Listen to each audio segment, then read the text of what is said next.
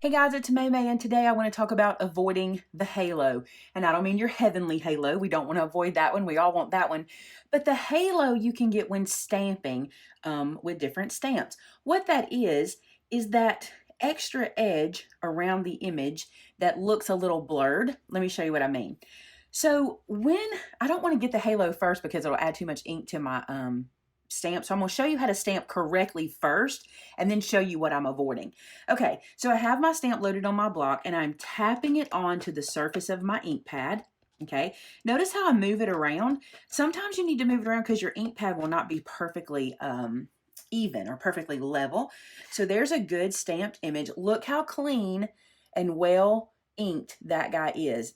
This same thing we're looking at here is what we want to transfer to our paper. We don't want to distort that image. So I will put it down on my paper and look how gentle. Do you see that? I'm not pressing it at this point.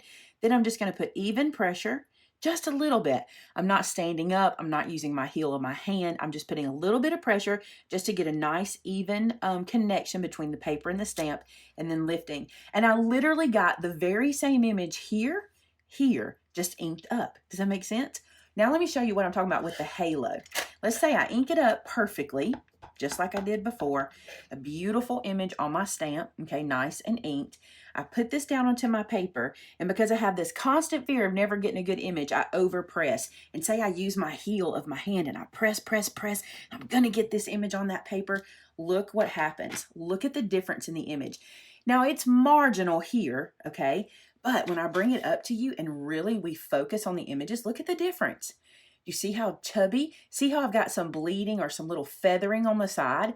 That's because a lot of times your stamps will pick up some lint, maybe from your ink pad, from your cleaning cloth, what have you. And that lint picks up ink. And when we overpress, we get that as well. And see how the face is not as defined?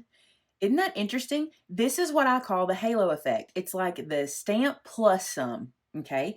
So the best practice, ink, sit, even pressure, let the ink transfer also. You don't have to hurry. Let it sit there so the ink can move to the paper and then lift. This one's even darker here because I had a little extra from pressing. That's another thing. If we over ink or if we over press, we sometimes won't get a consistent image after that if we're trying to do multiple images. So just think about that too. But even this one is better than this one because this one's really, really squished. So I hope that will help you guys avoid the halo. Now I do have to mention this. This is a photopolymer stamp. Your halo will be very marginal with a photopolymer stamp because they're much firmer and they don't have the same give as an acrylic or a silicone stamp. Those stamps almost act like a rubber band. You've seen them before. I don't have one in here, but you can like squish them like this and you can stretch them like this.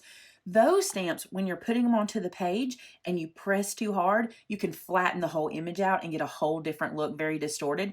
So be very careful with your silicone stamps and make sure you just kiss the page with them and barely give them any pressure. I hope that helps if you're getting the halo. Well, I hope you get a halo later in heaven, but not on your stamping. Hey, thanks guys. Until we have our next top tip, have a great one. Bye-bye.